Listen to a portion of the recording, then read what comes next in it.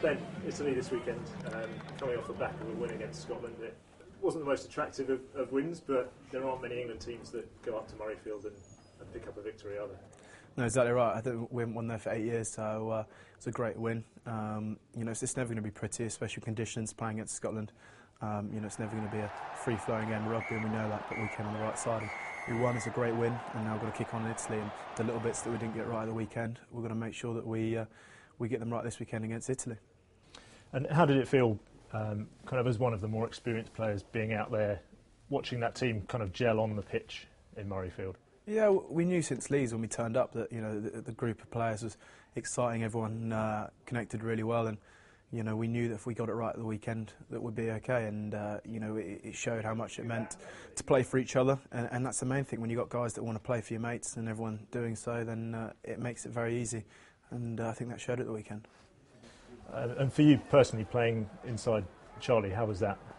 Yeah, brilliant. Charlie's obviously a world-class player. He's been around for many years. I think he's one of the oldest in the squad, if not the oldest. So he's vastly experienced, and it's always nice when you got someone like that who can take control of situations and dominate the attacking areas and line-outs and stuff, and make the big calls at the right time.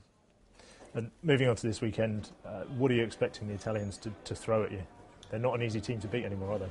No. Anyone who thinks that a mistake, and I think they're obviously a very powerful unit in terms of their front row, and obviously their forwards. They pride themselves on their driving, their scrummaging. They like to keep it in and try and maul us and scrummage us. And you look to them against France. They've got some good shape. They're trying to play a lot of rugby and they keep the ball for a lot of phases. So we've got to D up hard and. Going there with 70,000 people away from home, they always turn over someone at their place, and we're going to make sure that we're not that. You mentioned playing in front of 70,000 now. They've moved to the Stadio Olimpico.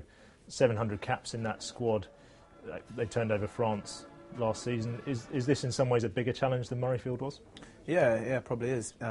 Due to the first time they're playing in front of 70,000, at in Italy, so it's a huge occasion for them where they're playing.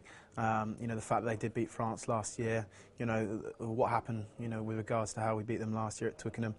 I remember Parise after was, frustrated and didn't think his side turned up. So they'll make sure that they're there mentally and physically, and I'm sure that we're in for a hard game, and if not somewhat harder than what we just had at the weekend.